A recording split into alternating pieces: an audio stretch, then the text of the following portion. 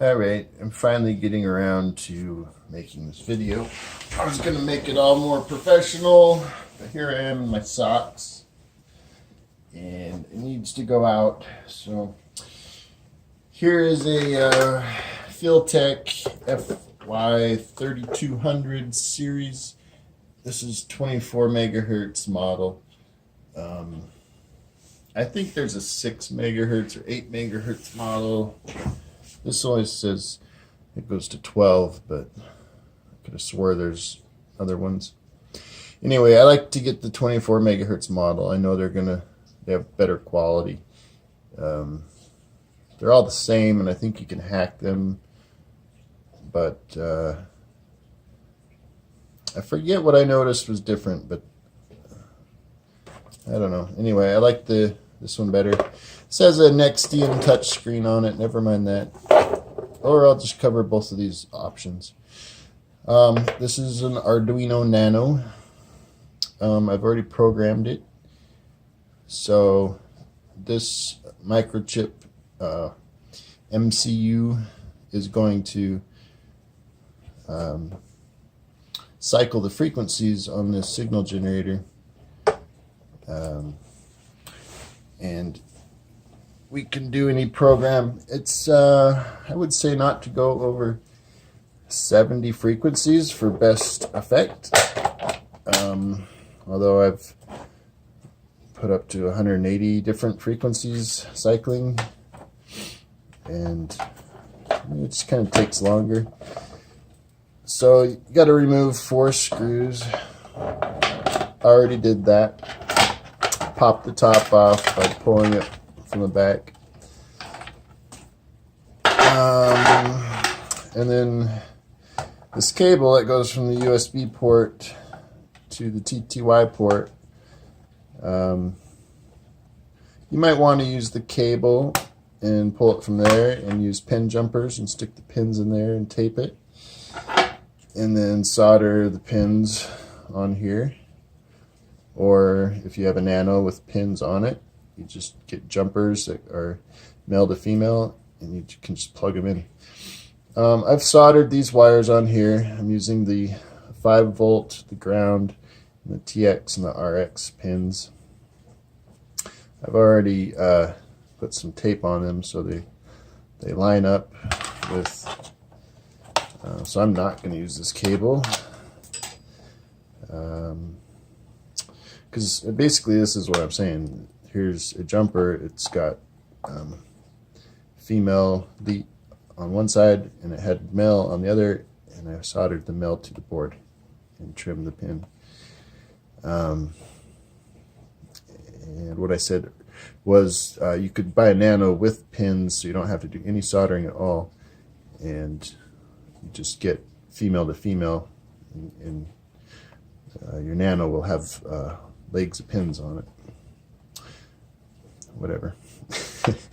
Anyway, so I have, it says on the board 5 volt ground TX RX, and when you're wiring TX RX to this TX RX, you cross them. So you go transmit to receive and receive to transmit. Alright? So you don't go TX to TX and RX to RX. You go TX to RX and RX to TX. And then there's enough voltage on this TTY to power this Nano. So I like to hot glue these if I want it to be reliable. And basically that's it. I have now connected my program to my signal generator, and now I'm going to turn it on. You see it cycling frequencies. It's switching between main and secondary. So the top left corner, it's switching MSF, so main frequency and secondary frequency, which is channel 1 and channel 2. If you're looking over here, channel 1 and MF and SF. And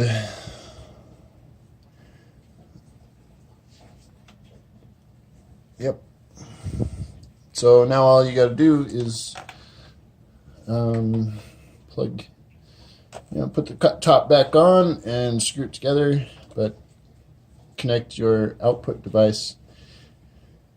I personally just use a wire on my bed, and I just use the center pin into a BNC connector, and that's it. Also have a magnetic vortex coil where I use the ground, but hand cylinders you could probably convert to connect to these BNC connections.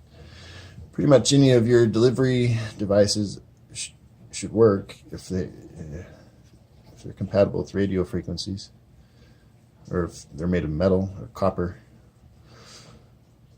Yep. And then you can just put whatever program you want on this, and it will cycle it.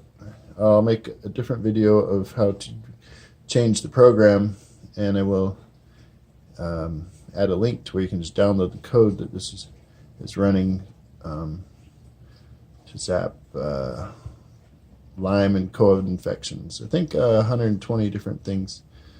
You can just download that and flash it onto a Nano. Nano is like $4. Signal generator is probably like, depending on where you are, I think for me in the US, to order it from China, it takes like a month. And oh, that's why I like, when I ordered the more expensive one, which is the 24 megahertz, I got it in like a week versus a month. I think the other ones I was ordering were 8 megahertz, and it took a month. So I thought it was worth it to just get the 24 megahertz so I could get it faster. Anyway, that's it. And then say if you want to go a little more expensive and you have some programming skills, say you just want a touch screen and you want the ability to pick different programs on your touch screen and it'll just loop them, you could do something like this. And it's the same thing, you just plug in your 4 wires, power and ground, and TX and RX. And programming is very different. It's similar, but it's a totally different programming interface to use the Nexium touchscreen. Alright, that's it for now. Let me know if you have any questions. Thanks for watching.